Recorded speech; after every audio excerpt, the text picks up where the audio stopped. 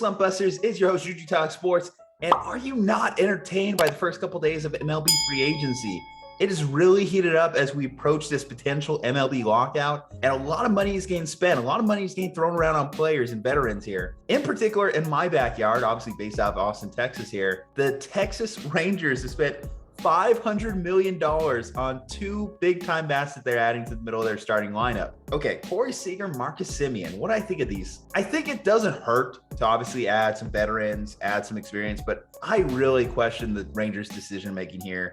Semien, of course, guy who hit 45 home runs last year. Seager, a World Series MVP, always a consistent 300 batting average type guy, anywhere from 20 to 30 home runs added there. It just feels like your timeline is off and your priorities are all screwed up here. Because for the Rangers, they had the 23rd best ERA, 23rd best staff ERA in Major League Baseball last year. And their best pitching prospects are still a couple years away. Jack Leiter, obviously their top draft pick in this past year's MLB draft, he's still probably like 2024 expected MLB start date. So you get Seager, you got Semien, and great, that will boost your lineup for a little bit, but when your rotation is still one of the worst in baseball, it just seems off. I mean, their MLB pipeline rating is number 11, so maybe they got a little bit more prospects that I'm giving them credit for that might come up. But when you're talking about a team that finished with 102 losses last season, what's the realistic expectation here? You might be able to jump the A's who are entering a rebuild. The Mariners, maybe they were a flash in the pan.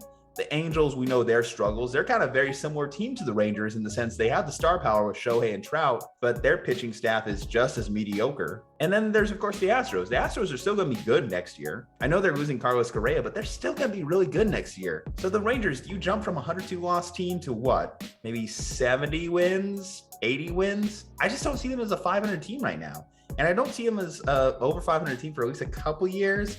And maybe by that point, you start entering this thing is Seager and Semien's contract worth it anymore?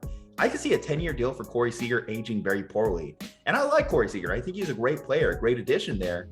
But over a 10-year contract, I just don't think he could ever really live up to that value. Certainly $325 million. You think about athletes who've gotten that kind of money.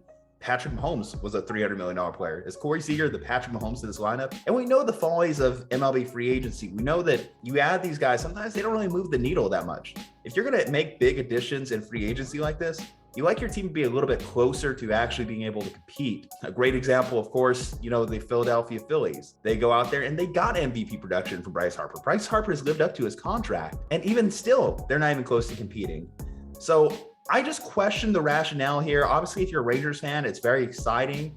You get two premium players that you can really sell to season ticket holders, get some attention to the fans, get some people going to that new ballpark you have out there in Texas. But overall, I have to give both these signings in a vacuum a B- rating. Again, nothing against the players. I just think that these contracts could age very poorly.